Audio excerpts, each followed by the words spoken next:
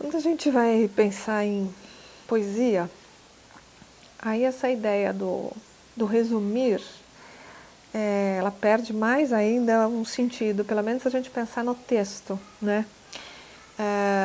Como é que você resume um poema? Poema não está contando uma história, né?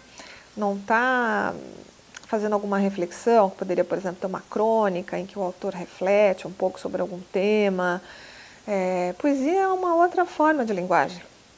Então, se a gente pensar na linguagem poética, de alguma maneira, sempre que a gente for chamado a fazer uma leitura, uma análise, enfim, de alguma maneira de um poema, e para a gente se apropriar ou se aproximar, vamos dizer assim, acho que se aproximar é uma palavra melhor, da obra de um autor, de um poeta, esse não vai ser um bom recorte.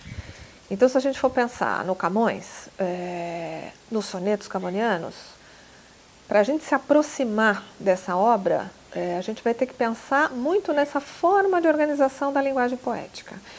Que, basicamente, se de alguma maneira a arte, né, a literatura, elas despertam o imaginário, elas têm uma relação com o imaginário forte, no caso da poesia isso se eleva assim ao máximo em termos de linguagem verbal, em termos de palavra.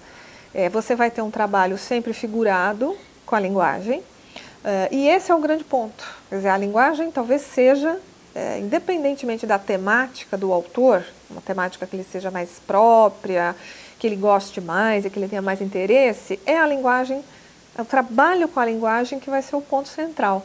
E esse trabalho significa o quê? O que significa trabalhar com a linguagem, do ponto de vista poético?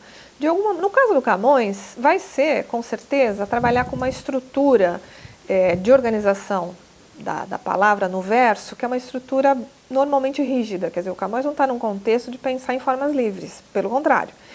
Então, se a gente pensar no soneto, né, que é uma forma muito trabalhada pelo Camões, o soneto é uma forma presa, digamos assim, ou seja, você vai ter lá os versos em 10 sílabas poéticas, com a estrutura lá que a gente tem dos quartetos tercetos, né? Então ele vai, de qualquer forma, construir esse trabalho com essa estrutura.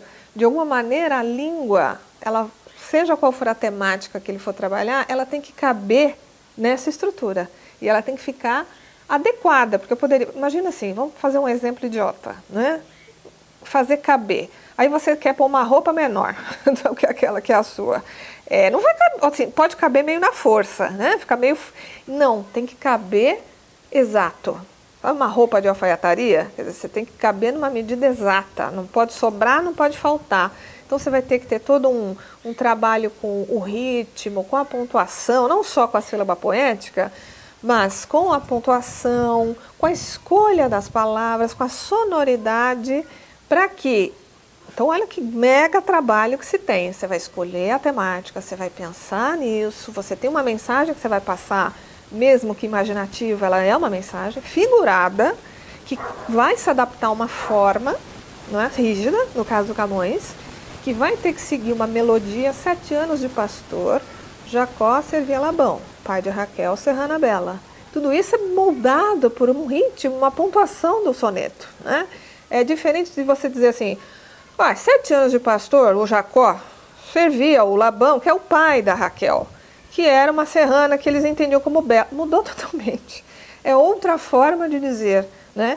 E a outra tem muito mais uma preocupação com o ritmo, com a forma de você dizer algo, que é um olhar muito diferente do olhar da narrativa. Então, se a gente for pensar uma forma para a gente se aproximar desses textos poéticos, não vai ser pela história, porque história não existe. Então a gente vai se aproximar um pouco desse canto de alguma maneira.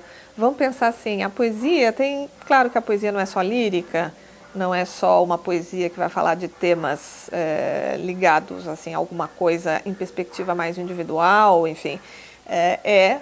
Alguma coisa que pode falar de alguma coisa mais social, mais coletiva, como é o caso da poesia épica, e o Camões tem tanto a lírica como a épica. Mas de alguma maneira é um canto. É um canto, a lírica tem a ver com essa ideia da lira, com essa ideia da musicalidade que está no DNA da poesia.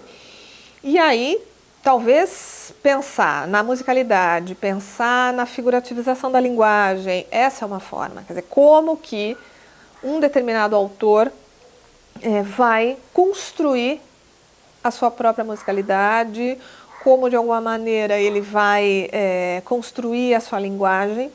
E aí, claro, a gente tem que pensar também um pouco no tempo histórico, para ver que isso muda de um tempo para outro, mas que, de alguma maneira, essa questão do som, essa questão